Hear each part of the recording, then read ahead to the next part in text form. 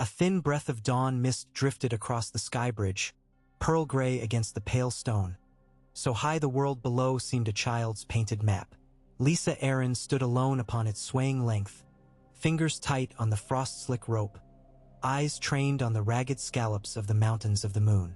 Long before the first gold had licked the eastern peaks, she had left her feather bed, too restless for sleep, too full of harsh bright thoughts to bear the close confines of her chambers. The air here tasted keen and clean, unmarred by the smoky scents of rush-lit corridors or the stale milk smell that clung to her son's pillows. Above all, it tasted of freedom. Freedom. The word rolled along the inner vaults of her mind like a cartwheel careening downhill. Bold, unpredictable, dangerous. Below her slippers the bridge quivered. A sudden gust caught at the hem of her white fur mantle, whipping it about her calves.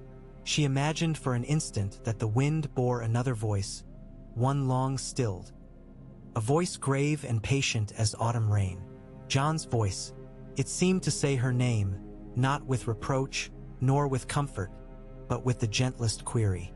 Lysa clamped her teeth together until pain shot up her jaw. John was gone, and all the calm counsel he might have offered lay entombed with the cold remains of his heart. "I have counsel of my own now," she told the phantom, lifting her chin so that the wind could not bow her head.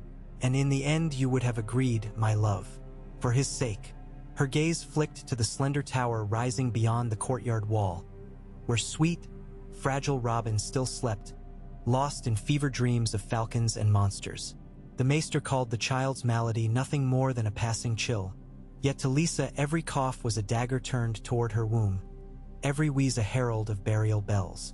An empire, she thought, would forge armor thick enough to turn such daggers. Empire. A bolder wheel, heavier, thrumming with perilous speed. Not merely a kingdom, not a little valley realm crouched behind mountain passes, but an empire. Unassailable, austere, inviolate. The 7 kingdoms had fattened themselves on war since the hands tourney, barons and brothers slashing at one another's throats while stone castles burned.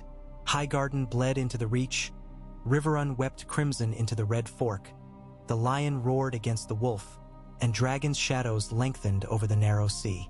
But here, in her lofty Ares, the sky remained blue, the grass beneath remained green.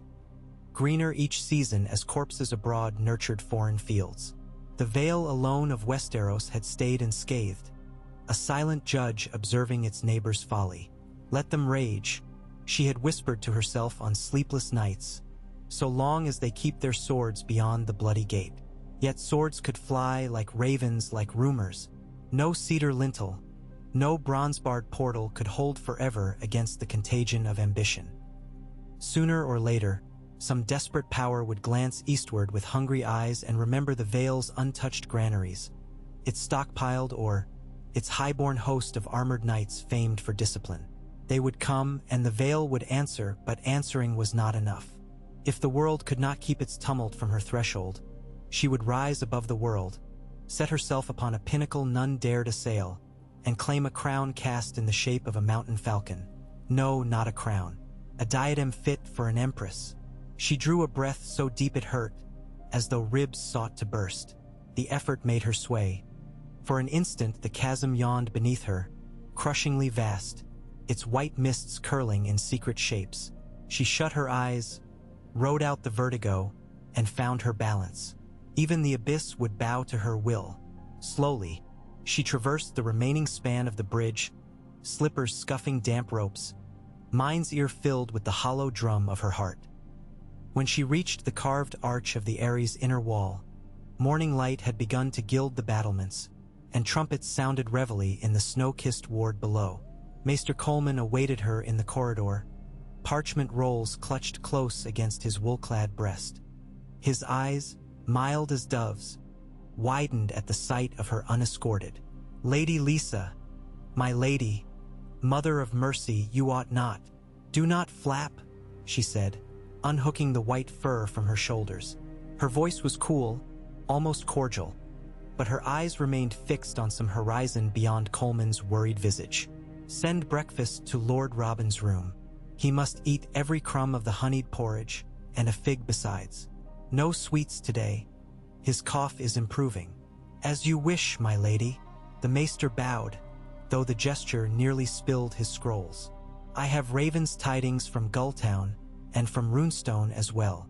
The Bronze Lord begs a council at the gates. Begging suits him. She glided past, mantled now only in the plain blue gown beneath. Summon him and summon Grafton, Redfort, Corbray, Waynwood, every high lord sworn to the Eyrie. Her slippered feet whispered over cold marble. 3 days hence at dawn, they will come. Coleman blinked. A full conclave, my lady? Now with winter pressing. Yes, maester, she said, pausing so that he could feel the full weight of her attention. Winter presses on us all. We meet before it crushes us. She offered no further explanation. None was needed. The maester's mouth opened, closed, then shaped itself into acquiescence. When she entered the high hall, its great windows were aglow with sunrise, a vast hush lying across the marble floor, and the proud shale throne where folded falcon wings cradled the empty seat. The hall was silent but for distant hammering, a smith already at work below, and the faintest echo of gull cries far down the vale. Lysa halted at the foot of the dais, tipping back her head to regard the lofty arches. Doves nested in the nooks overhead. One fluttered out, circled once, and vanished through a high embrasure like a pale memory dispelled. Memory again. The last time she had stood thus, it had been John seated upon the throne, his gaunt face lined with grief, his hand warm around hers. He had spoken of alliances, of the realm, of Robert's roving appetites and Lannister gold. Lysa had listened. She always listened. But her thoughts even then had been full of her son's weak chest and her own thwarted hopes. Now John was dust, Robert was rot, and the world was shards of broken vows. A new shape might be forged from shards. She mounted the dais, one step at a time, palms outstretched to brush the serpentine rail. At its summit she turned and sat, first lightly, then with her full weight upon the Lord's seat. Cold stone pressed her spine. The carved wings seemed to fold about her shoulders. From this height the hall appeared not empty but expectant, its ribs and columns gathering sunlight like so many witnesses bent to hear an oath. She folded her hands in her lap. I will not pass my days in a prison of caution, she whispered to the stillness. If the Seven will not shield my son, then I will craft him a fortress of iron and law, and my own flesh if need be. She breathed in the stone-laden air and felt it settle within her as resolve. An empire it will be, she vowed, and the Eyrie its heart. The day ripened on wings of frost and gold. Snowmelt trickled through gutters. Chilly sunlit sheets fluttered from open casements as servants beat winter dust from tapestries. By noon riders clattered down the giant's lance on swift-shod mounts, carrying her summons to every lord and landed knight from Iron-Oaks to Old Anchor. Each scroll bore the blue wax of House Arryn, stamped with moon and falcon, and above the seal her own looping hand. By command of Lysa Arryn, Lady Regent, Protector of the Vale. She considered adding Chosen of the Mountain, but titles could fatten later. Let them come first, let them kneel. While couriers galloped, she conferred with Captain Merrin of the Winged Knights.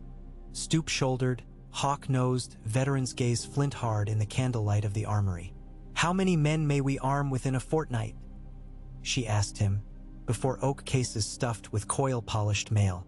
8,000 of the Vale's best, my lady, the captain answered, bold though deferential. Add the mountain clans who've bent the knee since Lord Nestor's treaties, and near 10,000 swords could converge on the bloody gate by new moon. 10 will not suffice. She paced between iron racks hung with double-bladed valor. We must stand as taller giants. Send word to Longbow Hall. Lord Hunter hoards you and sinew in abundance. Quiver every boy with feathered death, and send coin to bravos. We will buy crossbow bolts by the hundredweight. I will unclench the Ares coffers. A spark of savage glee cut through her like hot wine. John had always fretted over coin, fearful of empty strongboxes, but she would spend silver as a warrior bled, unflinching, for a cause. Captain Merrin bowed. Gulltown's harbor is yet Uniseed. Bravosi ships will come. See that they do. In her mind's eye she saw Gulltown's towers lit in the dusk, masts like spear forest rising beyond seawalls. She pictured banners, her banners, unfurling along those walls. Sky blue silk edged refined in silver thread, a mountain falcon inverted to clutch thunder in its talons. No chivalric token, that standard, a warning. When she left, the armory dusk had poured itself into the corridors, torches springing to life along every sconce. Servants in Arryn livery swept aside lest she brush them. Some made rude signs behind her back, fearing ill luck, but most watched with puzzled awe, sensing the stir of change though lacking words for it. She paused outside the nursery to listen to Robin's laughter. It rang thin, like bells struck in distant fog, yet the sound steadied her. Her empire would gird his heart. One day he would sit a higher throne in a grander hall, and none would dare name him sickly. Night came and the mountain embraced its canopy of stars. Within the solar, a log fire spat aromatic sparks. Cold air seeped round shutter edges, fragrant with pine and storm promise. Lysa dined alone. Poached trout, mulled wine, a drizzle of sweet cream on almond cake, but ate little. Taste dulled before anticipation's keen edge. She unrolled maps, leathern sheets inked in John's measured hand, and traced kingdoms' borders. An empire need not sprawl like old Valyria, she mused. It need only tower impregnable. High walls, high ideals, high justice. In corridors of memory she glimpsed the red keep's gaudy columns, the reek of lion and rose, the hot press of courtiers' whispers. Never again. The Vale would remain untainted, yet unafraid. A crack at the door. Ser Vardy's Aegon, his burnished breastplate reflecting firelight, helmet tucked under one arm. The knight bowed. Word from Runestone, my lady. Bronze Yon rides at dawn with 300 sworn lances. Good. She rose, feeling the day's burdens settle upon her shoulders like furs. He will arrive in 2 nights if the passes stay clear. See he is greeted with honor, and quarter the men in the lower bailey. No blades within the eyrie unless I command it. Not yet. She wished to unveil her dream in her own voice, not risk some hot-blooded Royce declaring misinterpretations by moon-touched tongues. She dismissed the night, then moved to the window seat, drawing back the heavy curtain. Outside the stars burned like cold lilies. She found the spear of the Dawn Star, followed its point to the faint band of the Long Stranger, where old tales said the souls of emperors roamed. She placed her palm against the pane, letting the chill numb her skin. Remember this night, she told herself, for it is the first stone laid atop the summit. Below, castle courtyards slept, but soon their silence would shatter with hoofbeats and heralds' horns. 3 days ripened, and with them came a cavalcade of banners winding up the mountain roads. Bronze oaks of Royce, gray stallion of Waynwood, red falcon of Corbray, white portcullis of Redfort, all snapping in a blue wind clean as iced wine. Snowshoes skirled on stone, garrons wickered, boot heels rang. The eyrie had not seen such congregation since the year of false spring tourneys. Great halls swelled with the murmur of reunited cousins, the laughter of squires testing each other's boasts, the clink of cupbearers pouring pale cider. Lysa greeted each lord with measured affection. A clasp of hands for Lady Anya Waynwood, a curtsy saved for dour Lord Benedar Belmore, a hesitant smile for Ser Lynn Corbray whose eyes burned too brightly. To Lord Yon Royce she offered a stately kiss upon his bearded cheek, though his brow furrowed at the overformal courtesy. "You grace the high places, Lady Arryn," he said, voice as rough as quarry rock. "May we learn soon what cause has roused such urgency?" "Soon," she promised, folding arms within her mantle. "All tongues at once, that none need gossip." She swept past before he could press a deeper question. Let them wonder, she thought. Wonder begets caution, and caution brings obedience. That night, in an antechamber behind carved weirwood doors, she assembled her emissaries. Maester Coleman, Ser Vardes, Captain Marin, stout Lord Nestor Royce of the Gates, and her cousin Ser Brynden Tully, who had flown from the Riverlands under Black Trout banner to stand at her shoulder. Brynden's lined face bore hard miles, yet his eyes retained the river's sparkle. He bowed with gallant flourish. "Sweet cousin," he murmured, "I smell thunder on your brow. It will be a cleansing storm." She touched his sleeve, grateful beyond words for his presence. Tully blood in the room fortified her resolve. John's ghost might fret, but Hoster's kin would see her safe across this treacherous ford. She addressed them though midnight's candle stubs burned low. "Tomorrow," she began, voice soft but unwavering, "the lords expect talk of garrisons and petty tariffs. Instead you will hear me proclaim a destiny." Silence met her.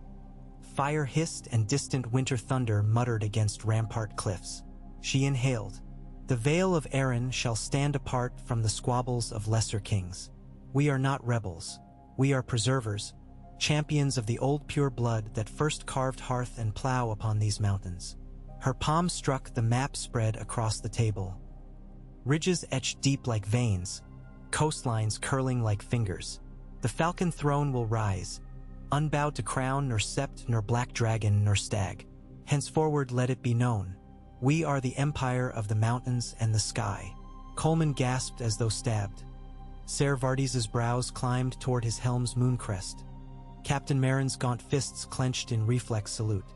Lord Nestor met her gaze, copper-brown eyes measuring but not yet opposing. Bryndon's lips quirked, half admiring, half appalled. No one spoke denial. Lysa lifted her hand, feeling heat flood her cheeks in a surge of reckless triumph. "Tomorrow we share this truth. Some will cheer, some will quake. Let each weigh his conscience. I have weighed mine. If their love for the Vale is strong, they will kneel as imperial lords. If not, they may march home across the mountains and pray winter devours them before my armies do." Brynden exhaled a long breath. "You aim high, cousin," he said at last, voice gravel-soft. "But the higher the flight, the sharper the talon must be. My talons are ready." She turned, skirts sweeping in deliberate authority. "Pray the world is prepared for their scrape." She left them then, before debate could fray her edges, content to let silence cement their awe. Dawn bled rose gold over chalky peaks. Snowmelt dripped from gargoyle jaws. Banners stirred like waking giants. The high hall filled bone-slow, lords entering beneath grand arches flanked by suits of moon-white plate. Long trestle tables stood bare, no feast this day. Whispers swelled as courtiers noted the empty tapestries where seven-pointed star and crowned stag once hung. In their place silver cloth fluttered, blank save for faint embroidered starbursts, as though awaiting some nascent sigil. Lysa remained unseen until the last horn note faded. Then, with the measured cadence of bells tolling destiny, she crossed the threshold, Ser Vardis before her, Brynden behind, Coleman at her flank. She wore a simple gown of sky-blue velvet unbelted, its sleeves lined in foxwhite. Upon her brow rested no circlet, for crowns are donned at coronations. Yet every line of her carriage bespoke majesty. She ascended the dais. The hall fell utterly still. No chair awaited her. She meant to speak standing. Her gaze swept left to right, meeting Royce's stern regard, Corbray's restless smirk, Grafton's wary calculation, Redfort's solemn appraisal, scores of lesser knights tight-jawed with suspicion or curiosity. When she found Ser Harold Harding, mockingly called Harry the Heir, she paused a heartbeat, noting the flush of ambition high on his cheekbones. "Watch me," she thought, and he flinched as though she had voiced it aloud. She raised her hands, palms outward. "My lords," she said, her tone calm as moonlight on snow, "I summon you not for discourse of trifles, but for the forging of legend. Our Vale stands unbent while fire and steel harrow the wider world. We are mountain-born, sky-blessed, kin to eagles who stoop upon prey yet escape the hunter's snare. It is time we embrace the birthright that distance and valor have preserved." Whispers flared, "What birthright? Whence?" She let them ripple, then sliced the air with her next words. "From this hour, the Vale is sovereign. No king's coin shall bind our treasury, no foreign decree shackle our courts. We raise a new standard, a silver falcon rampant upon a field of morning blue, ringed with 7 stars for virtue, a crowned mountain beneath its wings. Thus I, Lysa of House Arryn, Lady Regent, proclaim the empire of the mountains and the sky. Shock crashed through the hall like winter thunder. Some gasped. Some guffawed. Others reached for sword hilts only to recall the edict of peace within the eyrie. Bronze Yohn Royce strode 2 paces forward, mail chiming. An empire, he echoed, mouth curdled with disbelief. Who then wears its crown? She met his eyes without blinking. My son, Rabar Arryn, first of his name, Falcon Emperor under the sky. In his minority, I rule as Empress Regent. A roar of overlapping voices rose. Corbray laughed outright. Waynwood raised a quelling hand, though her lips twitched with something like pride. Grafton's brows knit. His seaborn gaze glanced to his captain of Gulltown Guards. Lysa lifted both arms high. The gesture cut through argument more keenly than a horn blast. The Vale has been a realm apart since the dawn of Undull Landing. Our lords knelt to Aegon's sisters only when fire threatened to scorch these peaks. Now those dragons are gone, and in their absence lesser beasts rend one another.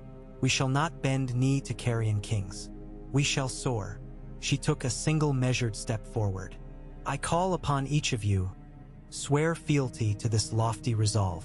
Swear by the honor of your houses and the marrow of your mountains. Kneel and rise as imperial lords whose banners shall never bow. She allowed silence then, potent and perilous. The hall's hush was broken at length by Lady Anya Waynwood. Old, sharp-eyed, she eased herself from her carved oak chair and went to one knee, arthritic joints creaking. Her voice, dry as crushed leaves, carried. For House Waynwood and all its seed, I pledge swords to the Empire, she said, head bowed. Gasps. Then Lord Benedar Belmore followed, grim. Then Lady Donella Redfort. Then flinty Gerald Grafton, though his nod came slow as tide. One by one they bent, ripples of submission spreading until only a handful remained upright. Bronze Yohn, proud, scar-lined. Sere. Lynn Corbray, whose hand stroked the hilt of Lady Forlorn with itching eagerness. And Harold Harding, teeth clenched, the weight of upended inheritance upon his shoulders. Lysa's pulse hammered, yet her voice emerged tranquil. Lord Royce, she said, you who guard the ancient stones, will you stand apart or soar with us? Yohn's brown eyes lingered on each kneeling peer, then returned to her. Empires demand iron, he rumbled, yet iron rusts when pride drives the forge. I will kneel, my lady, but for my own conscience, not for grand words. He bent, gauntlet fist striking the marble. Only Corbray and Harding stood, a hush taut as wire. Corbray's smile crooked, half mad, half merry. Why, I never knelt even to the crown of Westeros, he drawled. What is one more throne to scorn? Yet the glint behind his eyes belied his jest. With a flourish, he pressed formal knee, though his sword remained unhanded, free to draw in a heartbeat. Harold Harding's cheek twitched. He looked from Lysa to the gathered lords, saw no ally upright beside him, and at last bowed stiffly. His knee tapped stone, his head never. Long live the Falcon Emperor, he muttered, voice hollow. It was done. Lysa drew breath, exhaled slowly. A tide of triumph surged through her limbs, yet she kept her smile slight, serene. She lifted one hand, and servants threw wide the silver cloths behind the throne. New banners unfurled. Azure silk with a silver falcon rearing over a crowned alabaster peak. 7 stars haloing its spread wings. Gasps became cheers, hesitant at first, then swelling as the symbol stamped itself upon vision and heart. Some lords wept, others merely stared, but none failed to feel the moment's gravity. She let the cheers rise, let them echo against vaulted stone and rattle dust from rafters. Her lips shaped a whisper only she could hear. For you, my sweetling, for you, John. And perhaps, in the hush between chants, she thought she heard that grave, remembered voice again. Not questioning now, but murmuring assent. By afternoon, the eyrie was a hive of fevered activity. Scribes inking new coins, tailors cutting blue velvet, heralds rehearsing the cadence of empire upon the tongue. Gulltown's ravenry burst skyward with messages to Pentos, to Lys, to the White Harbor Manderleys, to Dorne's Sunspear. Some offers of alliance, others icy warnings. Blacksmiths hammered falcons into bucklers. Dye workers boiled vats of pomegranate and indigo for fresh standards. In the Ares sunlit practice yard, Servardes drilled chosen knights in new salutes. A raised fist crossed over heart, unfurling skyward like a falcon in flight. Lysa watched from a gallery, Brynden at her side. "You've snatched the falcon's wing, dear niece," he said, not unkindly. "But beware the eagle's talon. The lions will not enjoy this song." "I count on it," she replied. "A snarling lion is too busy roaring to pounce. By the time the Lannisters muster their armies, our passes will bristle." She inclined her head toward Lord Nestor below, conferring with engineers over crude sketches of pivoting scorpions. "Let them break their claws on stone." Brynden tapped a finger on the railing. "Stannis Baratheon hovers yet on Dragonstone, and across the sea Daenerys Targaryen marches with dragons." His weathered face tilted toward her. "Empires breed rivals." "So be it," she said. "My realm is carved of mountain and sky. Let fire exhaust itself against rock. Let ambition founder on thin air. We will endure." Her hands, clasped on the rail, trembled. She stilled them. Below, Robin toddled into the yard, flanked by maids, wrapped in a snug white cloak embroidered with miniature falcons. He lifted his pale face to the sun and laughed as snowflakes began to whirl from a sudden flurry. Servants paused their labor to bow, faces soft with something like hope. The boy saw his mother high above and waved. She raised a hand in answer, heart swelling near to pain. "You will never want," she swore. "You will never fear." The first edicts of empire were signed that evening, sealed with a stamp freshly carved.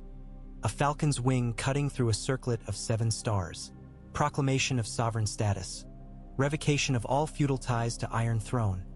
Declaration of universal asylum for war-weary small folk willing to brave the eastern passes. Schedule of levy expansions and merchant tariffs. Charter of a Falcon's Wing Order. Elite knights sworn only to imperial blood. While she wrote, high snow fell, closing the world in hush. Torches labored in the courtyards, orange sparks trapped in swirling white. In the kitchens, cooks prepared a supper of stewed goat and chestnuts for the visiting lords, spiced with mace to warm chilled bones. At the bloody gate, Lord Nestor's ravens carried dark news. Scouts sighted banners near the trident. Lannister crimson, Tyrell gold, Baratheon black stag. War's fever quickened beyond her borders, as she had foreseen. Coleman brought the report, nervous. She read, nodded, dismissed him. When the door shut, she allowed herself a weary sigh. The world slides toward chaos, and I set my feet upon its edge. But she had no leave to retreat. She walked to the window. Snowflakes hissed against the shutters. Far below, lanterns bobbed like earthbound stars along the mountain road. Tomorrow, riders would descend bearing her empire's challenge. Tomorrow, and every dawn hence, she would bear the weight first dreamt upon the sky bridge. But tonight, for a heartbeat, she allowed her eyes to close and let herself feel the quiver of the bridge again beneath her soles, the wind's wild taste on her lips, and the unspoken question of a man long dead folding into the surging answer of her heart. The Vale had declared itself. The Empire was born. And high upon the giant's lance, the sky itself seemed to unfurl new wings in welcome. The snowy hush lingered over the Eyrie for 3 full days after the banners of Empire unfurled, as though the gods themselves held their breath to see whether the thing would live or wilt in the bitter altitude. When at last the clouds broke, the Vale awoke to a crystal sky the color of a falcon's eye and air so clear it rang like steel. On such a morning, destiny often stooped unseen. Inside the high hall, the new imperial throne, carved overnight by the joiners of runestone from Whiteheart timber, its back rising in stylized wings, awaited its first council. Lysa Arryn sat there now, a simple circlet of beaten silver resting upon her auburn hair, the diadem no heavier than an oath but twice as binding. Around her gathered the 5 pillars of her nascent realm.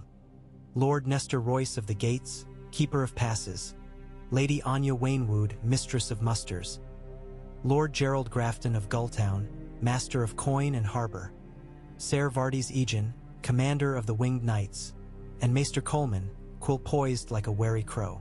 The hall's doors opened to admit Ser Brynden Tully, snow dusting his shoulders, a folded raven letter in hand. He bowed with Riverlord grace and offered the letter to Coleman, then spoke before the wax was cracked. News flies faster than ravens these days. The Riverlords know of your empire, Lysa. Some cheer, others churn. His eyes, blue as a thawed ford, flicked to Grafton. Walder Frye sends ill words wrapped in politeness. He wonders whether the crossing toll will double now that a foreign realm commands his eastern trade. Let the old bridge troll wonder, Lysa said, voice low yet carrying. An empire's coffers fill on more than tolls. When word reaches Bravos that our ports are safe while Westeros burns, merchants will chart new routes whether Frye frets or no. Grafton inclined his head, half in deference, half in calculation. Coin will come, High Lady, pardon, your imperial grace, but only if our fleets discourage reavers. Redwine galleys patrol the Mander still. Lannister longships haunt the Shield Isles. If they choose to blockade Gulltown, then they choose to batter themselves against my cliffs, Lysa replied. Bronze Yon. Her gaze swung to Royce. The Bronze Lord folded heavy arms. I have 500 men quarrying granite near Iron Oaks. Give me a moon's turn and I'll gift Gulltown 2 stone bastions taller than Grafton's tallest warehouse. Mount Mangonels atop them, more chain booms across the harbor mouth, and no lion's prowlship will nose within sight of the fish market. A pleased murmur curled through the council. Lysa allowed herself a small smile. The Empire thanks its Warden of Stone. She turned to Coleman, who had peeled the seal from Brendan's letter and now skimmed with trembling eyes. Maester, Coleman swallowed. From the Citadel, your grace. Archmaester Valen conveys the conclave's deep concern that the Vale withdraws from 7 centuries of unified measure, weights, and knowledge exchange. They entreat you to dispatch a delegate to Old Town to, quote, prevent scholarly schism. There is also a personal postscript from Archmaester Marwyn, offering congratulations and warning that dragons gather power across the sea. A ripple of unease passed like winter sun behind cloud. Dragons, few words chilled halls faster. Brynden tugged at his gray beard. Aha! So even chainmen rattle at rumors from Meereen. Lysa folded slender fingers upon her lap. Knowledge must flow or the realm decays. We shall send a delegation.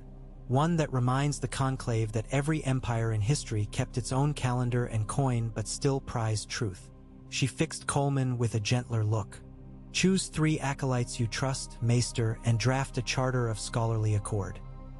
Let it speak boldly of mountain libraries and star-watching towers we shall build. Scholars find loyalty where scrolls beckon. The Maester bowed, flushed with purpose. Nestor Royce cleared his throat. The passes must remain open for such travelers. Yet the clans stir already. My scouts found burnt watchfires at Stone Throat, and Torgan of the Burned Men boasts that he'll string imperial tax collectors by their guts. Ser Vardis frowned. 50 clansmen cannot threaten the Vale while my winged knights patrol. Royce lifted a cautionary hand. 50 today, 1,000 tomorrow if the clans smell weakness or foreign coin. The Lannisters once slipped gold to tribes along the Trident. Who is to say they would not bribe burned men now to harry our convoys? Silence fell thick as new snow. Lysa's eyes narrowed, thinking of hostages and of spies. At length she spoke. We will show no weakness. Ser Vardis, issue decrees. Any clan chief who bends knee within 10 days receives grain and iron tools. Any who refuse will find their caves smoked like beehives. Bronze Yon, you will ride to the Stone Throat with 300 heavy horse. Show them the Empire's mailed fist, but open your empty hand first. Royce inclined his head, respect tinged with silent admiration. So far, her balance of honey and iron satisfied even him. Coleman inked notes furiously. Shall the edict extend to the sistermen, your grace? Torrin Shet of Gull Tower requested audience and... Later, Lysa said. First we must finish cleansing our own heights. She stood, the shift spreading through the council like the hush before a choir's amen. My lords, the world gathers its storms. We will not wait beneath them like timid doves. Send missives. The coronation of His Imperial Highness Rabar I shall be held at midsummer in the Moon Garden. The boy will wear steel over velvet, and Septon prayers will share the hour with mountain rites older than the seven. All Westeros shall see that our empire marries past and present. Her gaze touched each face, brooking no dissent. Rouse the Vale, sharpen plowshares and plumb new wells. An empire starves if its villages wither. From Iron-Oak's forges to Coldwater's orchards, let every heartbeat quicken with the promise of grandeur. They rose in turn, each offering obeisance. Fists across breast, heads bowed. When they had filed from the hall, only Brynden lingered. He fixed her with the frank affection of a man who had bounced her on his knee while Hoster Tully chided her for unruly braids. You wield the scepter well, little catfish, he said, using the childhood name she half-loathed. Yet scepters draw daggers. Are you certain, truly certain, this crown will not strangle the boy before it crowns him? Lysa felt the circle of silver like cool dusk upon her brow. I am more certain of this than I ever was of Robert Baratheon's mercy, or Eddard Stark's honor, or Cersei Lannister's restraint. Robin will be safe only when the world fears his walls more than his cough. She touched Brynden's hand. Stand with me, uncle. Show them the rivers flow upward to these peaks. His fingers curled round hers, rough but warm. Until the red fork runs dry, he promised, and for that moment she believed the vow unbreakable. News of the empire of mountain and sky traveled the realm like a foxfire, a pale, uncanny glow that danced ahead of sense. By the time ravens reached King's Landing, Tywin Lannister's corpse had lain entombed 9 moons, and Tommen sat a gilded throne under the tight watch of purple-cloaked king-guards. Cersei bristled at the raven's parchment, read, shoved it into Qyburn's waiting fingers, and laughed. A harsh, bright sound like crystal fracturing. An empire? She paced the small council chamber while Grand Maester Pycelle snored oblivious in his chair. Jon Arryn's simpering sow dares crown her boy emperor while I must coddle a milk-soft cub. She spun on Mace Tyrell, who flinched though he outweighed her by half. Your ships, my lord. Sail them east. Burn Gulltown to cinders. Let the Vale choke on smoke before they learn to crow. Mace opened his mouth to promise deeds he scarcely understood, but Qyburn's quiet cough forestalled him. My queen, the Maesterlack said mildly, folding the letter. I have charts of the giant's lance that caution against cavalier assault. Mountains swallow men better than dragonfire. Should Gulltown burn but the passes hold, you will win ash upon the wind. Cersei's green eyes flashed, but the point pricked. Pycelle stirred, wheezing to life. Well, yes, the Vale remains HRMPH impregnable so long as the bloody gate stands. King Maegor himself could not. If a gate exists, Qyburn cut in softly, it may one day open. Whispers tell of a lad named Harold Harding, heir to the Vale should young Rabar perish. A silver stag in his palm might purchase a key to that gate. Cersei's lips curved. Then we shall buy that key and fill the Vale with lions. She glanced to Lord Tyrell. Mace, ready half your fleet but wait my word, and dispatch a dozen of your cleverest schemers to treat with Harold Harding. Tell him the crown will raise him higher than any falcon's flight. In a corner, Qyburn bowed, eyes hooded like a crow fattening on corpses. Outside, the bells tolled midday, a sound of order that covered whispers of rot. High above Gulltown, the castles of the Three Sisters brooded over slate waters. Upon Long Sister, Captain Lady Myra Shett stared north from her parapet, spyglass trained upon the hazy crescent of coast where Vale cliffs bit the sea. Fog hugged the tidestones, but through it she spied sails. Blue, silver-winged, outbound toward Bravos. A slow grin tugged her lips. Coin on the move, she said to her first mate, a lantern-jawed sisterman with gull-white hair. Bravosi hulls'll come back fat as brides. Reckon a swift galley could reach them past the broken rocks. Claim a portion tax before the Imperial Knights even clasp their stirrups. The mate scratched his stubble. And if yon empire sends scorpions after us? Arrows can't fly across a tide rip. Myra lowered the glass. With the Vale and Crown toying at war, the sea belongs to those nimble enough to slip the net. Her voice cooled.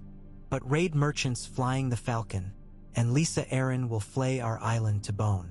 We strike at Bravosi hulls homebound under neutral cloth. Take coin unseen. The mate chuckled. Sisters' honor? Honor and profit make strange bedmates, she replied and turned to the stair. Rouse the oars. Atop the giant's lance, winter's grip tightened. Snow drifts stacked against merlins. Knights trained in half-helm and bearskin, breath pluming like dragon smoke. Inside, masons moved from hall to hall, widening doorways for future infirmary wagons, adding grooves where scorpion arms would pivot if foes somehow reached the airy gardens. The Eyrie became a fortress within a fortress. Lysa slept little. Each dawn she crossed the sky bridge to taste the wind, reminding herself why she risked all.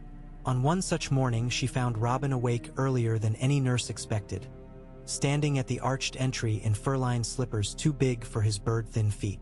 His pale eyes widened when he saw her step from the mist. "Mother!" His voice cracked with delight. I dream die flu. She bent swiftly, gathering him into her arms. He was light as spun sugar. She feared the wind might claim him. "Tell me," she coaxed, smoothing tawny hair. He peered over her shoulder toward the abyss. "I was a falcon, a white one like the banners. I flew higher than dragons. No arrow could find me. And Father watched from a cloud and smiled." Her throat caught around unspoken shards. "Father smiled," she echoed. Robin nodded, content. She carried him back across the bridge, every step a silent oath that dragons and arrows alike would break before they touched him. When she laid him in his feather-bedded chaise, he seized her sleeve. "Will I wear a crown, Mother?" "Yes, sweetling. At midsummer, when roses bloom even on cold stone." "Will it be heavy?" Lysa kissed his brow. "Only for a moment. After that, it will feel like wings." He smiled and drifted into an easy sleep rare for him. She sat beside the chaise until his breathing deepened, then rose, steeled anew. Preparations for coronation spread through the Vale like fresh water gliding downhill. Snowbound villages quickened under chisel and loom. At Redfort, Lady Donella oversaw seamstresses embroidering a cloak of sky silk for the boy emperor, its lining sewn with seed pearls shaped as stars. Near Coldwater Burn, charcoalers hunted a rare green resin said to perfume incense sweeter than myrrh. In Runestone's great yard, iron oak smiths hammered a circlet for the boy, steel core for strength, silver overlay for purity, polished moonstone at the brow for vision. No gaudy rubies, no gemstone dragons. Yet in the Vale's hidden folds discontent brewed. In the smoky main hall of Heart's home, Ser Lyn Corbray threw dice with his freerider captains, wine staining his lips. Each toss clacked like a promise of blood. "Empire coin smells as sweet as any," he said, flicking a dragon across the board. "But if a lion bids higher, do we roost with falcons or feed on carrion?" A captain wearing a soot-black eye patch shrugged. "Depends how many dragons the lion looses." Corbray's grin flashed. "Then we bait both cages. Let the beasts bid." He rose, cloak swirling like spilled ink. "Ready horses. We ride for the stone throat by starlight. I mean to speak with burned men before Royce smothers their fires." In the far corner, Corbray's younger brother Ser Harlan, a quiet man seldom at dice, watched with troubled gaze. He said nothing, but after the riders left, he penned a letter sealed beneath wax shaped as a bare white blade. "Troop a raven skyward to the Eyrie." Bronze Yon Royce found the stone throat defiant but not united. Among smoky pine stands, clan chiefs gathered, Torgan of the Burned Men, Shagga of the Stone Crows Old Chella, of the Black Ears, and Khan the Twice-Hanged of the Moon Brothers. Royce rode into their encampment beneath a banner bearing the Imperium's fledgling sigil, helm left at his saddle pommel to show trust. His voice boomed across the clearing. "Your hills remain your own," he declared, "so long as your axes strike foe not friend." Bend knee to the falcon, and grain will find your hearth. Iron your anvil, maesters your sick. He unhooked a leather satchel, flinging stalks of milled barley across the frost. Stand tall, and winter will not starve your cubs. Stand against us, and winter will feast on your bones. Torgon spat onto the barley. Falcons do not feed wolves, he sneered, half his face tattooed with ash. Our fires burned long before your stone walls. Con the twice-hanged, gray as lichen, glanced skyward where snow clouds loomed. He eyed Royce's armored retinue. 5 rows of mounted knights, plate catchlit like sunrise. He weighed dragon dreams against hunger. At length he knelt, pressing scarred knuckles to earth.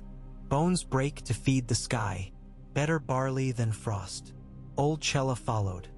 Her painted ears twitched with wariness, but she bent. Shagga harumphed but copied. Torgon alone remained upright, jaw clenched. Royce rode near, heavy hoofprints crunching ice. He leaned from the saddle. All clans share this mountain mother. Do not let her choose between sons. Torgon glared at barley dusting his boots. After a heartbeat of silence, he knelt. But as he did, a whisper of cloth slid from his sleeve. A scrap of crimson silk with a golden lion embroidered small. He hit it quick, yet Royce saw. Bronze fingers clamped Torgon's shoulder. What coin buys your defiance? Torgon's nostrils flared. He jerked away. Fire buys fire. Before steel rang, Shagga roared, "No blood here!" He stepped between. Falcon Yon, leave the clans to teeth and talk. We'll root out southern worms ourselves. Royce's grip loosened. He addressed the gathering. 10 days. Come to the gates with captains and pledges. After that, all unsworn will be hunted. He wheeled his destrier, cloak streaming. Behind, imperial riders turned in unison. The mountain wind carried their passage like thunder swallowed by rock. Torgon stood amid drifting barley, thumb stroking hidden lion silk. As Royce parleyed, the Eyrie hosted a quieter intrigue. Harold Harding arrived unannounced one dusk, accompanied by 2 household knights and a page. Snow crusted their cloaks. Their horses steamed in the bailey like black kettles. Ser Vardis escorted them to a solar where a hearth leapt bright. Lysa awaited, flanked by Coleman and Ser Brinden. Harding knelt with dutiful grace, but his eyes betrayed the restless want of a man who sees his luck receding. "Your Grace," he said, "I serve at your command." "Rise, cousin," Lysa answered. She motioned him to a chair, accepted his sword with a nod to a guardsman. "Why come without summons?" Harding's jaw flexed. A boy's coronation spurs questions. When Rabar mounts that throne, my claim to succession withers. I ask only what role remains for me in this empire. Brendan's smile creased the corner of his mouth. A fair question. Empires seldom lack for captains. But Harding shook his head. I am no sellsword to barter blade for coin. My blood links me to House Arryn. If I cannot rule, I would guard. Give me command of the bloody gate. Coleman looked startled. Brendan's brows rose. Lysa studied Harding's face, seeking cracks for light. At last she spoke. The gate holds our fate. Its commander must bear loyalty like skin.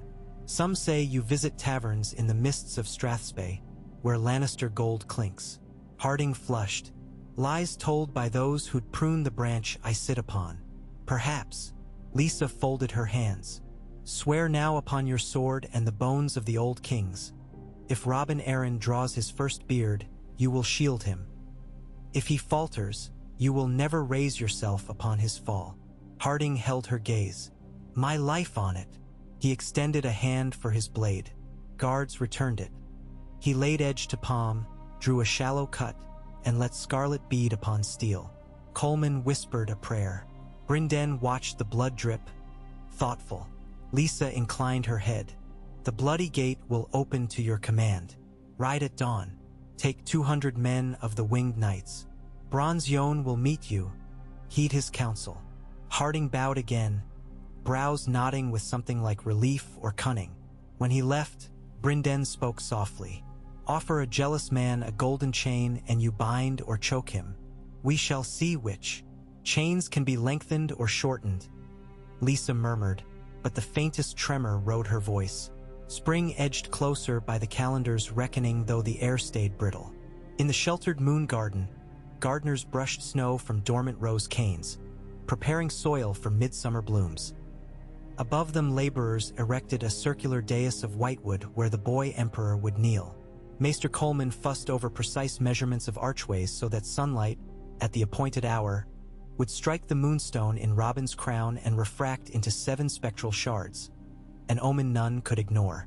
Inside the rookery, ravens came and went in a flurry of black wings. One arrived breathless, its leg carrying a scroll bound in sable silk. The rookery knight brought it direct to Lysa while she dined with Brynden and Lady Anya. She unrolled the parchment. As she read, her complexion blanched. "Daenerys Targaryen has taken Volantis," she said quietly. "Her dragons burn ships along the Rhoyne Delta. She speaks of liberating Westeros from tyrant and usurper alike. Letters to Dorne and the North urge alliance. Onyo Vainwood Grimot said.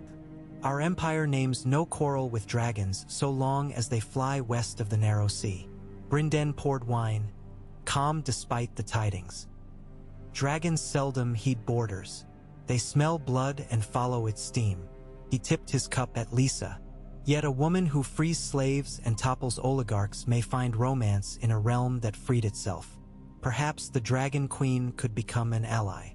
Waynwood nearly choked. "Ally? When stories claim her sire burned lords alive."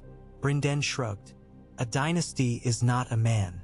If lions tighten around us, a dragon's shadow may buy time." Lysa held the parchment over a candle. The flame kissed its edge, curling the words until they powdered. "An empire leans on its own wings," she said. "Dragons or lions both breathe fire. We will stand in the storm, not bend to it." She rose. "Ready more scorpions atop the eyrie, and send ravens to White Harbor and Sunspear. The falcon offers trade and open ports to friends who shun fire and favor sky." Brynden acknowledged the order, but his thoughtful frown lingered, as if pondering whether sky alone could quench a dragon's flame. Far below, winter broke at last. Runnels of snowmelt carved silver threads down green slopes. Crocuses speared through thawing earth. In Gulltown, harbor bells rang the arrival of 3 Braavosi carracks, each unfurling azure sails stitched with silver moons, the symbol of Pentoshi banker Illyrio Mopatis, though he himself remained in Essos. Their holds disgorged bolts of Myrish lace, casks of arbor gold, crates of Dornish glass, and, most precious, slender arbalests of bravos. Compact crossbows with recurved sinew and windlass cranks capable of punching quarrels through plate at 70 yards. Lord Grafton oversaw unloading with glee, eyes shimmering like coins. His quartermaster tallied barrels of salt cod and hardwood staves bound for the Foggy sisters in exchange. Tax collectors stamped manifests with the Falcon sigil. 5% on arms, 3 on food, none on grain bound for clan tributaries, as Lysa decreed. Docks thrummed with a promise of riches unseen since before King Robert's rebellion. Among the stevedores moved a certain slim man clad in drab burlap, his gait unremarkable, his face forgettable. Yet when twilight spilled, he vanished into an alley, re-emerging 2 blocks later wearing pillowed silks, a velvet half-cloak, and rings inscribed with mockingbirds. Peter Baelish hummed a jaunty tune as he mounted the stairs of the Gulltown counting house he had quietly purchased years prior. Inside, he greeted the bald accounting master with gentle courtesy, then read Grafton's shipping ledgers until candle smoke dimmed silver coin. "Interesting," he murmured, noticing a column of numbers that foretold imperial coffers brimming by autumn. "Very interesting." He dabbed sealing wax onto a letter addressed to Queen Cersei, another to the Iron Bank, and a third, unsigned, to Lysa Arryn. When the wax cooled, he placed each into separate satchels, whistled for a night raven, and smiled the serpentine smile that had once charmed a gullible girl beside Riverrun's green waters. While Baelish played his quiet game, Sergeant Harper Tiger Egan led a patrol along the narrow track halfway to the Bloody Gate. He was nephew to Ser Vardys, broad-shouldered, fond of bawdy songs. On this day, he carried a token of prouder import, the first forged imperial coin, a silver falcon soaring over 7 stars, newly minted at Iron Oaks. He flipped it through gloved fingers, savoring its crisp edges. "Better than a stag any day," he told the green boys marching behind. Snowmelt blurred the track into muddy ribbons. As dusk bled over mountain spurs, shadows lengthened, and whispering winds carried scents of pine resin and distant smoke. Not camp smoke, but torch oil. Tiger raised a fist. The patrol halted. Ahead, the path narrowed between toothy boulders. Torches flared there, flickering in half-circle. "Hunters? Not likely. Form line," he ordered. His 6 men slid shields round, spears angled. A voice boomed from the dark. "Toll for passage." Figures emerged. 20 at least, most armored in patchwork steel. Some shirtless despite cold, soot smeared across their chests. Burned men and perhaps stone crows besides. At their forefront stood Torgin, ash tattoo shimmering in firelight. He held aloft a scrap of blue cloth scorched at its hem, the Empire's banner defiled. "No coin," Torgin called. "Then leave blades and blood." Tiger spat. "The Empire pays no toll to thieves." Torgin's grin split wide. Torches tilted. Arrows knocked. What followed was swift and savage. Mountain echoes swallowed shouts. Iron rang. Torchlight skittered across spear points. Aegon's men held a shield wall, but arrows stabbed over chips of rock. Tiger felt one bite through riveted mail into his thigh. He roared and drove a spear into a clansman's gut, twisting until hot entrails slid free. Yet numbers told. When moonlight climbed higher, 6 Empire soldiers lay still, torches guttered, and Tiger crawled bleeding toward a ravine while clansmen rifled corpses, laughing. None saw the lone raven startle from a spruce as Tiger, half dying, lashed a message to its leg with a strip of cloth stained red. The bird beat wings toward the eyrie, bearing words scrawled in blood. "Gate ambush. Torgin rebels with lion gold." Lysa received the raven at midnight. She read by candle stub, the flame trembling in a draught, painting the chamber walls with flickering ghosts. She said nothing for a long time. Then she summoned Ser Vardis and Captain Meryn. Before dawn, for 100 nights thundered from the eyrie, descending by candlelit switchbacks. Behind them rode Lysa herself, cloaked in fox and cold certainty. Brynden tried to dissuade her. "Let soldiers fight. Queens must endure. Empire bleeds through its ruler's veins," she answered, and would brook no further counsel. So they rode. Lances lowered, banners silver blue beneath a sky streaked violet. At sunrise they found Torgin's band entrenched near the narrow track, expecting Royce perhaps, not winged vengeance. The battle was brief, brutal. Clansmen howled and charged. The winged knights formed wedge. Lances shattered, hooves churned mud and blood. Torgin sought to flee along a goat path, but Lysa, perched on a palfrey behind 2 guards, pointed him out with calm ruthlessness. "A crown for his head," she said. Captain Meryn spurred. His mace met Torgin's skull with a crack like splitting ice. Silence fell, broken only by ravens already circling. When the field was cleared, Lysa dismounted. She walked unhurried across churned snow until she reached Torgin's corpse. She knelt, gloveless, and pried the lion silk from his clenched fist. The cloth was torn where he'd sewn a gold coin into the hem. She turned to her knights, raising the scrap high. "So wages the lion," she said. "See how little it buys." Knights beat sword hilts against shields, the metallic thunder echoing valley to valley. Brynden, watching, thought how quickly a cause could forge legend. Today's skirmish, tomorrow's saga of the Empress who rode to crush rebellion with her own gaze. Yet he feared legend's brightness might blind. When Lysa remounted, blood spattering her hem, her eyes glowed with a light as hard and cold as the moonstone in Robin's future crown. Spring deepened. Rivers roared with snowmelt, carrying felled timber for siege engines down valley channels. At the bloody gate, Harding and Royce supervised masons widening the outer ditch, setting cofferdams to flood kill zones if enemy hosts attempted ascent. Harding drilled archers daily, brown. Fletched shafts thudded into straw men painted with lion sigils. One evening, Royce found Harding alone upon the ramparts, staring north where the road curled from Gulltown like a gray ribbon. Moonlight silvered the younger man's hair. His breath smoked in the chill. "Expecting riders?" Royce asked. "Expecting something," Harding replied. Royce grunted. "These walls will stand whatever comes, so long as each stone trusts its neighbor." Harding's jaw set. "Stones don't dream. Men do." Royce considered. "Then dream of peace, boy. War writes its tale upon us all, and seldom with a poet's hand." Yet as he walked away, he wondered whose script the boy rehearsed. Midsummer crept closer. The Vale hummed like a hive. Seamstresses stained fingers blue with dye. Smiths beat metal until stars faded at dawn. Septons composed litanies that wove 7 virtues into empire's birth. Ravens flew to every corner of Westeros bearing invitations heavy with wax. Few accepted. Storm's End sent regrets citing siege by sell sails out of Lysa. Highgarden's letter praised youthful monarchy but professed urgent harvest matters. From King's Landing no raven came, only silence thick as oil. Prince Doran of Dorne replied in courteous script. "The desert greets the mountain. May your hawk soar beyond reach of snares.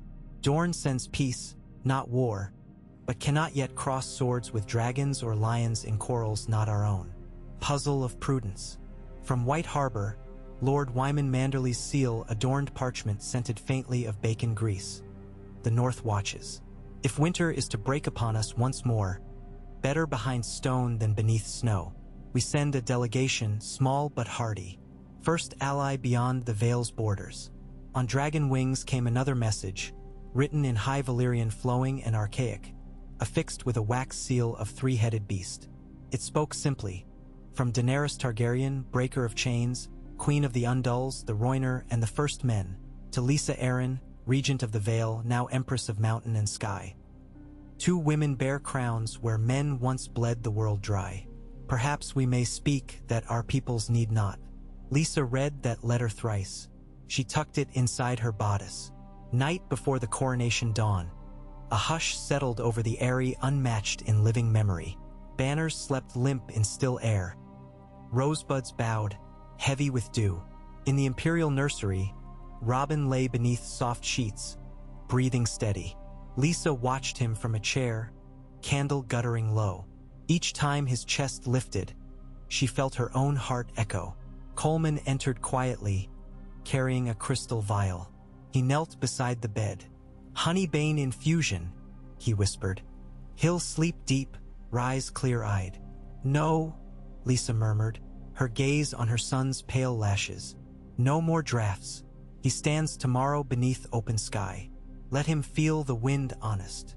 Coleman bowed, slipping the vial away. He glanced at her circlet lying on the bedside table, its silver glinting faint. "His crown will not crush him," he said with timid conviction. Lysa's eyes shimmered. "Pray you are right, Maester."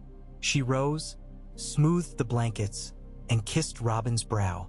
Then she walked to the window and opened shutters to the night's cool breath. Stars glittered like frost on velvet. She whispered a line half remembered from childhood tales, something about eagles carrying wishes into heaven, and let it drift out among the constellations. Morning unfurled in radiant banners of gold and blush. The moon garden overflowed with lords and ladies in cloaks of azure and silver, small folk in their best homespun, septons in robes of cream, maester chains glinting. The circular dais stood flower-wreathed, rising 3 steps. Upon it, the throne of Whiteheart wood, its carved wings outstretched. Trumpets called, drumbeats rolled like distant thunder. Ser Vardis led a procession of winged knights in argent plate. Behind them walked maids bearing the cloak and crown, and then came Robin, supported lightly by 2 squires. He wore a doublet shot with silver thread, leggings of sky-blue wool, and his eyes, pale and wide, drank every color. Crowd murmurs hushed as Lysa appeared.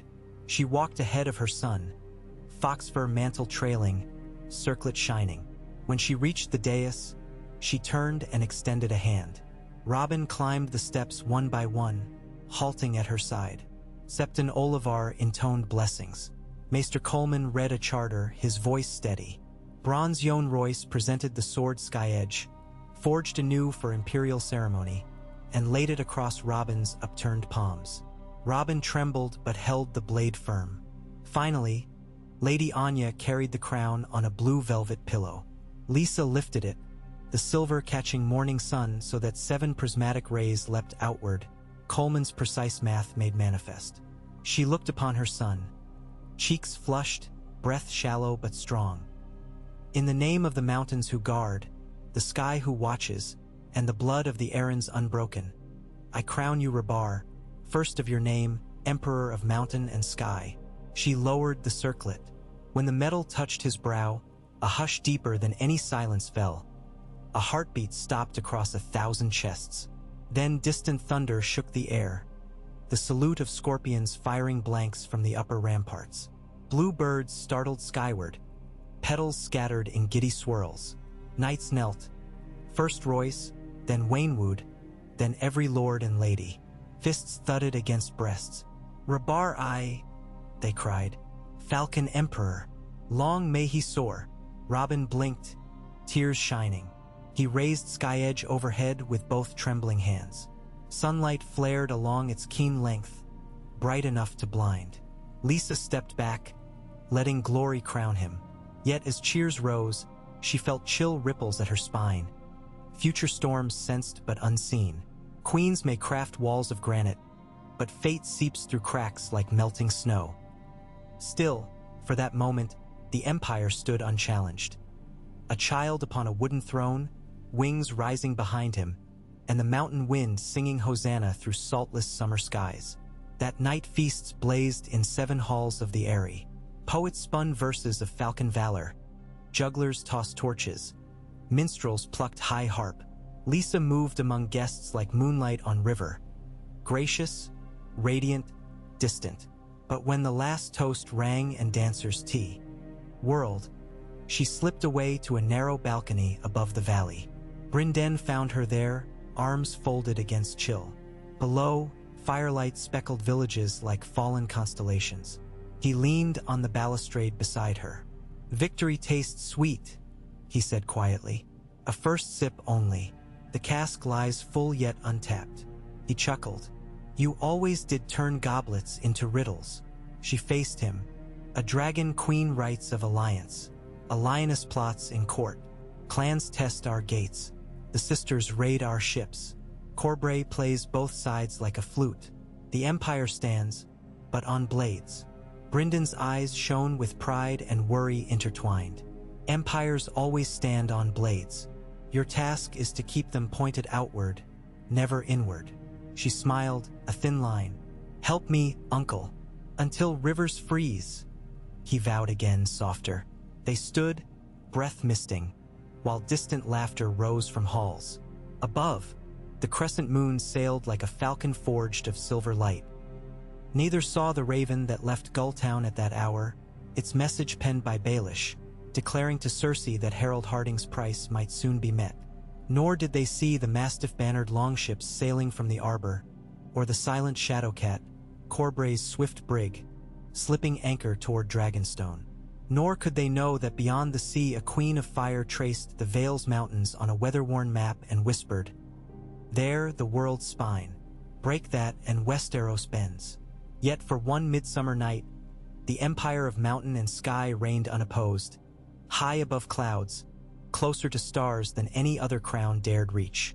And Lysa Arryn, who once trembled on a frost-slick bridge, now cloaked herself in thunder, resolved that no wind, be it lion's roar, dragon's flame, or the subtle venom of men, would ever pry her child from the heavens she had claimed for him. A violet hush still cloaked the Eyrie when Lysa slipped from her chambers, moonstone lamp cupped in both hands to shield the flame from the drafts that crept like unseen cats along the corridors. She had slept scarcely an hour since the coronation, yet weariness felt distant. The way mountains seem distant even as one stands among their roots. The Empire's first dawn beckoned with a silence so delicate she feared a single careless footfall might splinter it. She padded through the gallery of lords, lantern light caressing the marble visages of long-dead Arryns. Jon's carved likeness watched from its niche, features austere, but in the lamplight she fancied a softness at the corners of the stone mouth, as though he, too, felt the electric tremor of great beginnings. She passed into the solar to find Maester Coleman already awake, hunched over a clutter of parchment. He started when her lamp glow touched the ink pots. "Your Grace, I did not expect you for hours yet." He rubbed sleep grit from his eyes, the maester's chain clinking. "Sleep is a luxury empresses must ration," she murmured, setting the lamp upon the desk. "What news hatched before dawn?" Coleman pushed forward a sealed tube. "From Gulltown, Lord Grafton reports a galley of the Arbor docked late last night. Emerald Dream, captain sworn to Lord Paxter Redwine. They bring 6 casks of Arbor gold in honor of the boy emperor, and 17 chests of something else. Customs clerk lists them as garden implements and seed grain. But Lord Grafton's men smelled lamp oil through the cracks." "Lamp oil," Lysa repeated, lips thinning. "A small castle's worth of it, or a city street's worth of fire."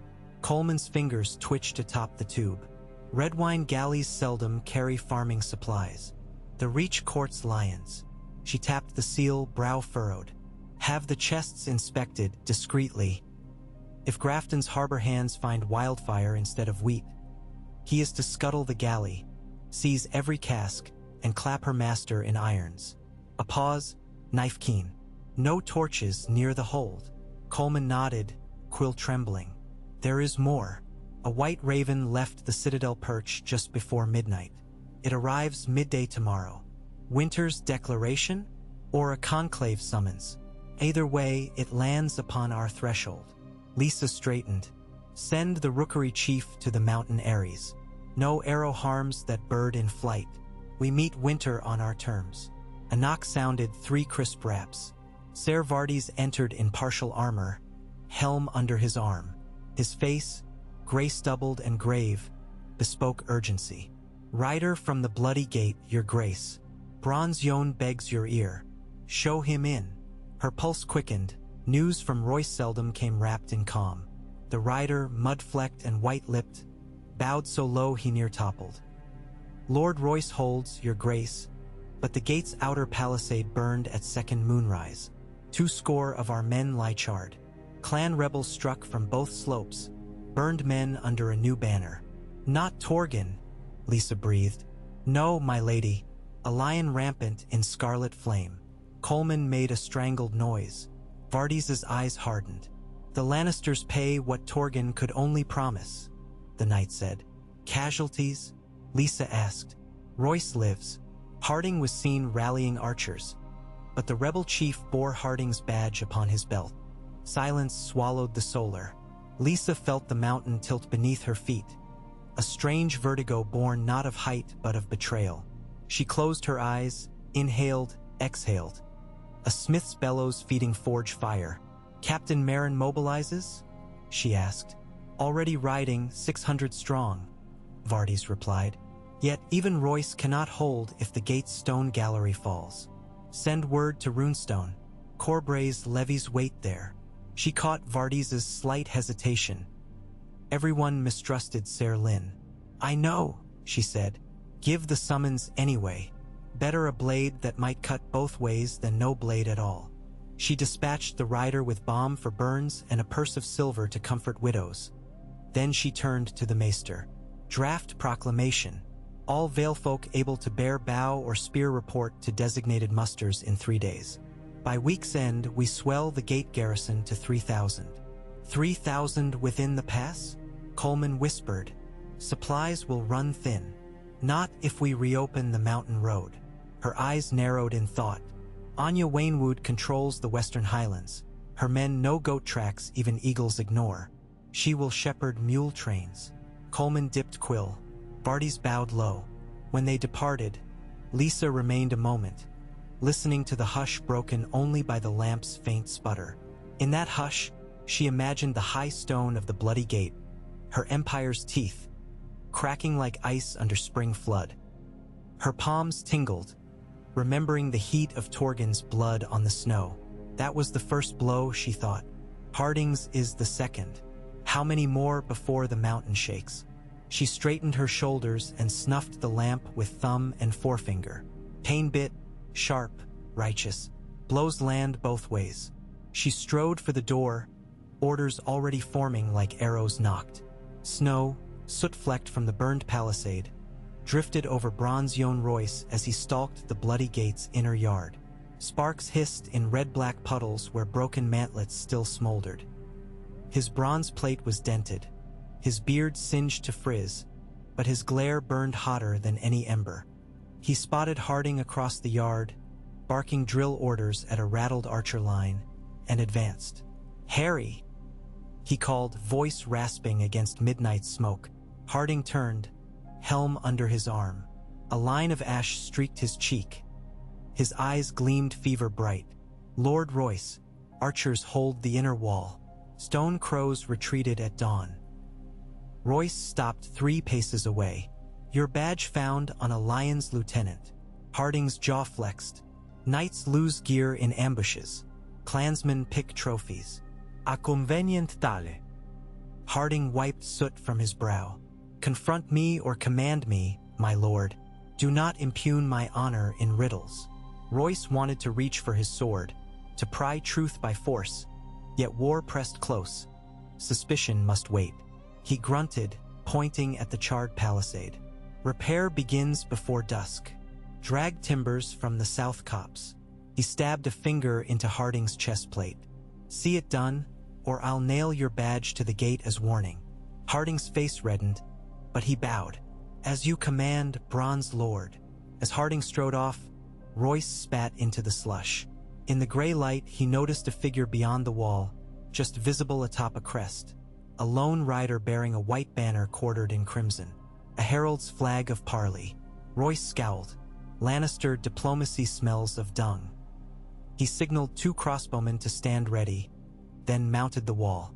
The herald below lifted a brass horn. "In the name of Her Grace Queen Cersei of House Lannister," the words boomed, "I bear offer of peace. Open your gate. Treat with the Queen's envoy, Ser Helman Tallheart, and spare your people needless misery." Tallheart turned lion? Royce muttered. Stark honor lies buried deep indeed. He cupped hands to mouth. "The Vale bows to no usurper of another realm's throne. We treat only with equals." "Then treat with the king's hand," the herald cried. A second rider urged forward, hand raised, brandishing none other than an ornate stag-headed mace. "Ser Garland Tyrell stands at your gate, empowered to." Royce's answering arrow thunked into the banner's pole, severing silk. "Go back to your gardens," he roared. Next shot splits bone. The riders withdrew, banners tattered. Royce exhaled, cold mist plumed. He half wished they would assault. The bloody gate desired enemy blood as thirsty as his own. Far off, across the bight, waves lapped White Harbor's quay pilings where Lord Wyman Manderley watched the offloading of sea-cut lumber stamped with falcon sigils. Beside him stood his youngest son, Ser Wylis, fresh-healed from iron-born captivity. "Fine timbers," Wylis remarked. "Straight as lances." Wyman nodded, chins bobbing. "An empire builds high walls and deeper coffers. We supply one and invest in the other." He produced a scroll bearing Lysa's seal, broken. "She proposes alliance bound by mutual grain and harbor rights. In return, she asks we send 100 crossbowmen to the gate." "Risky," Wylis mused. "If the lion crushes her, we lose men and trade both. If the dragon queen swoops, we appear faithless to independence." Wyman sighed. "The North chooses carefully, yet winter creeps. A mountain empire may shield us from storms while dragon and lion scorch the south." He turned to the tall, lean man behind, face shadowed by a hood. "Ser Davos, what say you? Your king would discern truth behind banners." Davos Seaworth pushed back the hood. Salt spray wrinkles, eyes gray as dawn sea. "Stannis knows walls alone win no thrones. He respects those who build them anyway. If the Vale remains unbowed, the lion's grasp weakens." Send archers. Not many. Just enough to knot the lion's tail. Wylus studied Davos. You speak for Stannis still, though his cause wanes. I speak for the realm's last thread of justice, Davos answered. Wyman's eyes twinkled like candle flames glimpsed through bacon fat. Then justice will ride northeast tonight. Escort our men through the mountains, Onion Knight. Carry also a letter. The north pledges winter bread to the Vale, if the Vale pledges safe road for timber and bone. Thus a fragile cord twined between snowy shores and granite peaks. In the sisters' gray-green waters, Captain Lady Myra Shet's longship Sea Wraith knifed through fog. She stood atop the prow, cloak snapping, spyglass trained on the distant silhouettes of 3 Bravosi carracks, homeward bound under half-reefed sails heavy with spices and crossbows. Her first mate grinned tooth gaps. Fortune favors, he rasped. Fortune tests, Myra corrected. Signal the oars to silent stroke. We shadow till moonrise. Below, sistermen rowers dipped blades with ghostly hush. The Sea Wraith crept like a shark at the Bravosi flank, eager for plunder yet wary. Imperial patrol cogs rumored to lurk behind. But profit glimmered. The captain's eyes gleamed at the thought of chests brimming with silver bolts. A realm at war paid double for death tools. Hours later, moonlight spilled silver rifts across the waves. Myra lifted her hand. 20 grapnels arced, chains rattling. Sea Wraith kissed the merchant hull with a dull thud. Raiders leaping. Steel clanged. Bravosi sailors cried. Crates splintered. Myra's cutlass flashed crimson. Within heartbeats, her crew held the deck, tying prisoners, smashing hinges off cargo lids. Yet when the first lid cracked, no bolts, no gold, only bundles of broad-leafed herbs bound in hemp cord. What devil's trick? Myra snarled, kicking open another crate. Barrels of pale resin, pungent as pine. A voice coughed behind. The Bravosi quartermaster, bleeding from a scalp cut, spat. Not spice Silvarth, healing resin bound for the high hall of the Eyrie. Gift of the Sea Lord. He laughed bitter. You rob those who would mend your wounded. Myra's heart lurched. She pictured Imperial archers gasping under Lannister arrows, maesters crying for resin to seal burns, and her own blade denying them. She cursed hotly. Command decisions burn quick and deep. Her mate approached, hefting an opened cask. Resin fetches price enough in Sisterton. Throw it back, she snapped. The mate blinked. Return all. Take what coin they carry for the trouble we gave. Leave the resin. We sail. Crew muttered but obeyed. Even pirates understand omens when moonlight paints a captain's face the color of shame. As Sea Wraith loosed grapnels and pulled free, Myra gazed east where the mountains spiked against starlight. Debts float like flotsam, she whispered. One day the falcon will come collecting. High atop the Eyrie, Lysa convened war council in a dim chamber whose windows stared like arrow slits into cloud. Present, Brynden Tully, Lady Anya, Ser Vardis, Captain Meryn smeared with travel dust, and to many surprise, Ser Lyn Corbray, armor polished, eyes dancing with private jests. She studied them, weighing trust like gold scales. Report, she said. Meryn gestured to a map where tiny falcons marked musters. 2,000 spears converge on the gate by tomorrow's dusk. Waynwood's mule train already winding over Ridgeback Trail. Grafton's harbor chain raised. No ship exits without frisk. He tapped Gulltown. Wildfire plot foiled. Galley now a burnt husk beneath the bay. Proof of Reach complicity? Brynden asked. Stolen seals, smugglers masquerading as red wine, Meryn answered, though doubt tinged his voice. Lysa turned to Corbray. Your levies. 500 blades, swift as a widow's kiss, he said. My brother Harlan leads them to the gate. I rode ahead to serve where steel is sharpest. Brynden's brow furrowed at that, but he held tongue. Lysa inclined her head. Your zeal is noted, Ser Lyn. Corbray's smile flickered. Brynden spoke then. Ravens from the north bring news. Bolton Raiders Harry Flint's finger. If the lion draws northern blood, Manderley may sail more than token archers. Let them sail, Anya said, voice hoarse warm. The Vale's granite needs northern pine to brace mine shafts. Lysa nodded, but her mind churned around Harding. She addressed Meryn. Has Harry sent word? None since Royce's raven. The captain's jaw tightened. He may be besieged or courting treachery.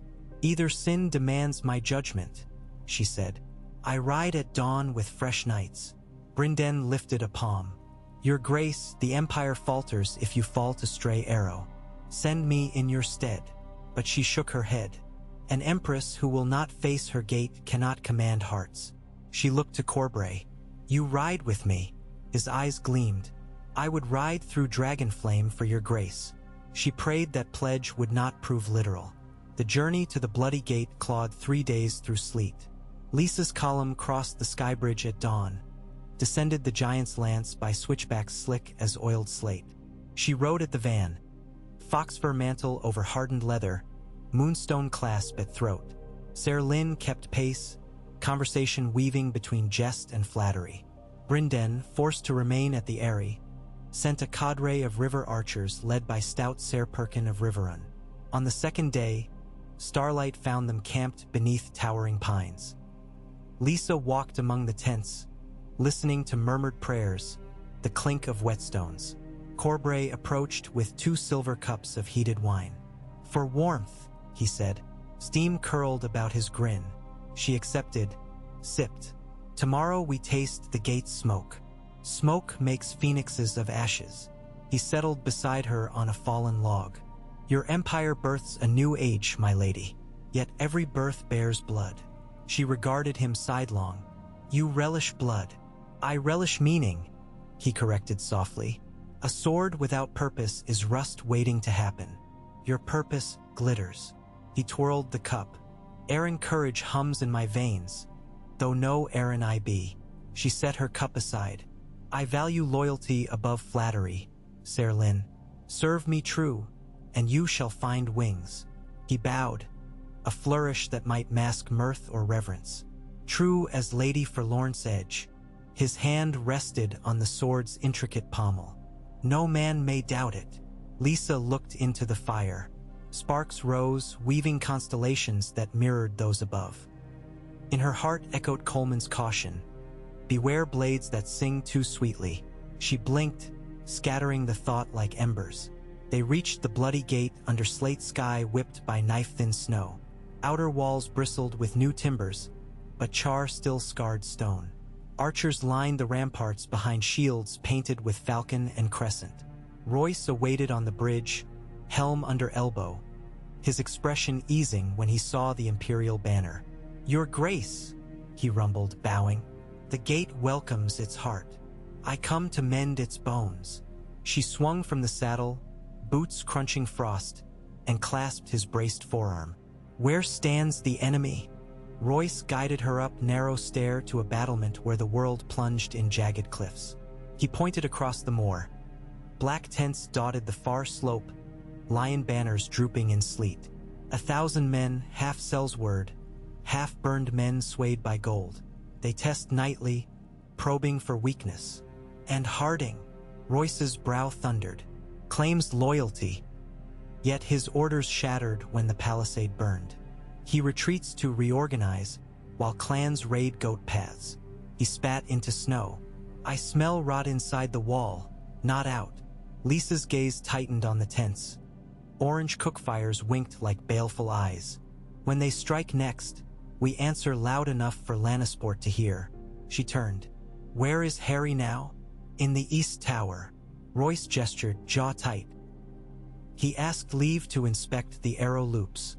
Take me to him. They descended, escort silent. Corridors smelled of damp wool and iron blood. Outside the tower door stood 2 of Harding's own squires. They stiffened, surprise flaring. Announce your liege, Royce growled. Before the squires moved, the door opened. Harding stepped out, helm under arm, expression rehearsed calm. Your grace, you honor us. He bent knee. Lysa studied him. Ash no longer smeared his face. He smelled of lavender oil, a soldier's vanity ill-timed. Stand, Cousin. Show me your tower. Inside, Maps covered a table, lion tokens, and falcon both. An unlit brazier sat cold despite the chill. Lysa touched a token near the gate's flank. A golden lion poised at an angle Royce had not reported. "Your scouts spy this column?" she asked. Harding's throat bobbed. "Rumor only. A rumor placed like bishop in a Sivas trap." She plucked the lion piece, weighed it, dropped it. The clack echoed. Royce spoke. "This tower's passages are beneath the wall. 2 nights past a postern gate was found unbarred." Harding snapped. "Open for returning patrol." "No patrol load," Royce countered. Harding flushed, looked to Lysa. "You know my oath." "I do," she said, voice low. "A blood-sworn oath." She flicked eyes to Royce. "Chain the postern. Double guard." Harding blanched. "Your Grace doubts me?" "I doubt only open doors," she said. Her tone ended discussion. Royce signaled. Men entered, dragging iron bars. Harding stood rigid while his tower secured. When they left the chamber, Royce murmured, "Watch him." "I do," she answered. Night fell thick. Wind keened through murder holes. Lysa returned to her quarters above the guardhouse, yet sleep prowled beyond reach. She paced, thoughts snarling. Thunder muttered beyond peaks. No storm, but distant artillery? She pressed ear to shudder. Nothing but winds moan. Still, unease coiled. A rap on door, single knuckle, deliberate. Ser Perkin entered, breath frosting. "Rider intercepted near South Sentry, Your Grace." He bore this, sewn under cloak. He offered a damp parchment. She unfolded it, heart thudding. Harding secure. Gate opens at second moonrise upon flare. Lion host enters unopposed. Payment follows. No sigil, but a faint crimson smear at corner shaped the Lannister lion's mane. "Who carried this?" she asked, voice like chilled steel. "Dead man now," Perkin said. "Arrow through throat. Stopped by our hill watch." Her jaw clenched. Harry, she thought, anger blossoming cold. "He plans to betray us this very night." "Orders?" Perkin asked. "Summon Royce, Vardys, Corbray." No word to Harding. Tonight the falcon tests its talons. An hour before moon's zenith, Lysa and her captains gathered in the candlelit map room. Snow hissed against shutters. Torches guttered. Royce pounded fist on the table. "By the 7, I'll gut him myself." "Not yet," Lysa said. "We set a snare." She traced lines. "Harding believes lion host waits beyond Ridgeback Spur. He will open the postern gate here." She tapped the wall's base. "Royce, you and Corbray hide 30 knights within Sally Tunnel. When the gate opens, you charge, sever supply lines. Perkins archers above rain death." She eyed Vardys. "You hold the yard. Any lion crest inside walls meets trident wall of spears." Corbray smiled, teeth glinting. "May I cull traitor personally?" "If I do not first," Lysa answered. Plans fixed, they dispersed. Corbray lingered. As Royce strode away, he drew closer to her, voice soft. "Betrayals breed suspicion like maggots. When dawn comes, trust may bleed out." "I know." She studied him. "In darkness one needs a light. Be my sword." He bowed deep, and for an instant she thought sincerity warmed his eyes. Wind scoured parapets as moon climbed high. Snow clouds fled, leaving the sky knife clear, stars biting. Within the east tower, Harding donned breastplate, silent as guilt's whisper. Beside him glimmered a lantern dark-shaded, wick ready. He lifted it, paused as a chill ran his spine, some instinct of hunted deer. But he shook it off and descended coils of stair to the postern corridor. 2 of his personal men-at-arms waited. "At the second stroke," he murmured. They nodded, fear bright in eyes. Harding pushed the inner bar, miraculously unlatched again, and eased the door. Snow whirled. Beyond lay black expanse, faint shapes of mailed men crouched in ravine. He raised lantern, struck flint. Spark sputtered, died. Shivering, he struck again. Flame caught, a tiny bloom. From the shadows, a horn note pealed, shrill, triumphant. Harding's face lit with lantern glow, and sudden horror as shape after shape rose within the ravine. Not lions, but bronze. Royce's men surged, shields up. Behind, the door slammed.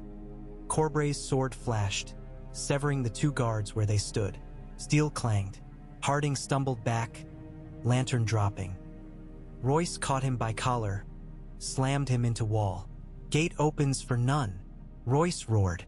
He backhanded Harding across helm, stars ringing. Corbray laughed coldly, wiping blood from Lady Forlorn.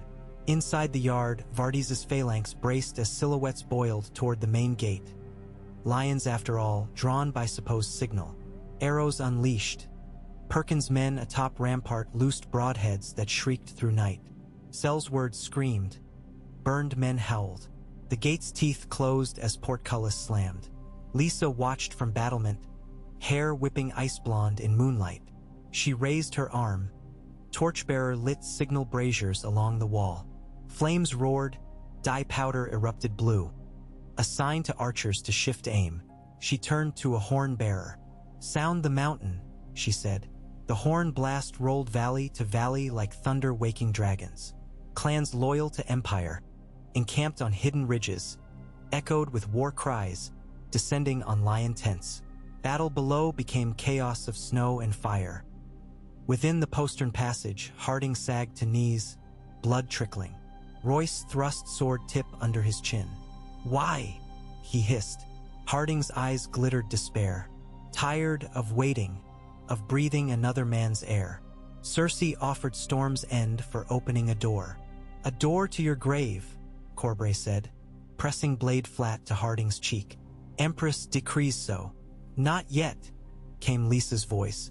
She entered, flanked by torchbearers, light painting stone. She regarded Harding, disappointment vast. "You swore upon blood." Harding's shoulders shook. "I did, but lions roar sweet promises." She knelt, surprising all, took his hand, felt it tremble. "I would have given you honor," she whispered. "A command, a future unmarred by doubt." Tears leaked at his lashes. She rose, stepped back. "To break an oath is to renounce name. I strip you of Harding. From this moment you are nameless." Royce looked stunned. Corbray smirked. Harding sobbed. "Royce, chain him. Let every man see what treachery buys." Royce bound him, dragged him away. Corbray cast her an appraising glance. "A poet might call that mercy or cruelty."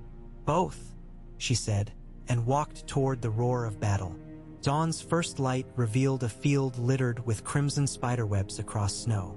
Lion banners lay trampled, Selsward corpses stiffening. Burned men fled into pine shadows pursued by stone crows loyal to Shagga. Few enemies reached beyond bow range. Most died at walls. Lysa surveyed from parapet. Wind cut but smelled of victory. Perkin approached, saluting. Enemy rout complete. 200 prisoners. Our losses minimal. "See wounded tended," she said. "Give fallen holy rites." Royce climbed stairs, beard rimed with frost, lines of fatigue carved deep. "Gate stands. Thanks to your foresight." He bowed, a rare, full bow. "Thanks to bronze and blood," she answered. "Send riders south. The Vale repels lions. Let rumor gallop." Corbray joined, wiping Lady Forlorn. "Traitor secured. What judgment, my empress?" "Hold him in the Ares sky cells," she said.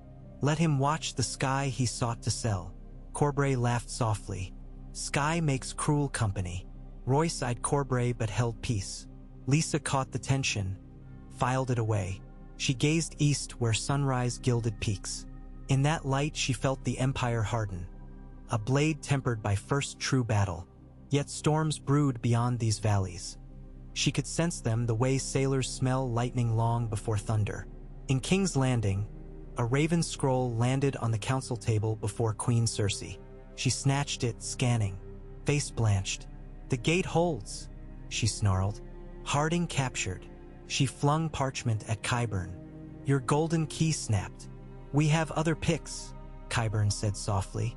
Peter Baelish writes of cracks within Corbray loyalty. Cersei paced. Buy him.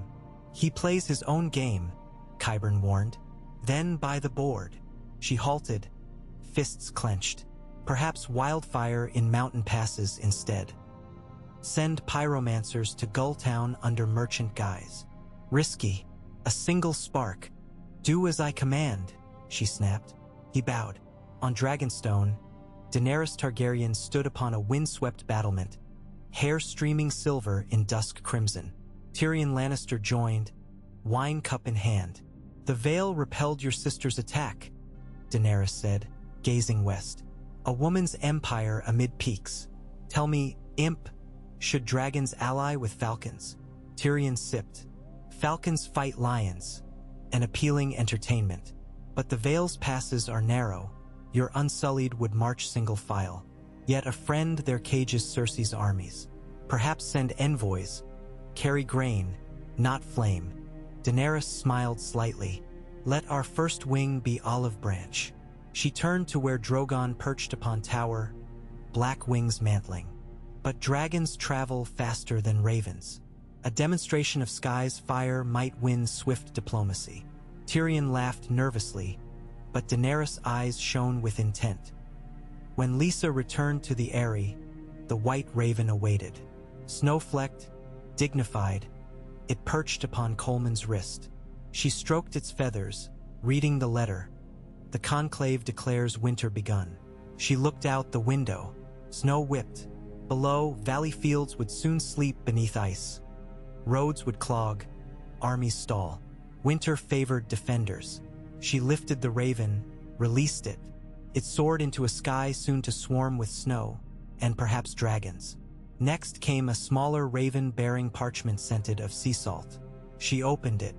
Lord Wyman pledged a convoy of grain and timber crossing by Sisterton come first thaw. She smiled. Then another. Captain Lady Myra Shett offered safe escort of those cargoes across waters. Reimbursement owed for a miscast throw of nets. She would receive imperial pardon and exclusive trade rights to Gulltown if she kept seas clear of reaver sails. Lysa penned acceptance. Allies sprouted like hardy crocus through snow.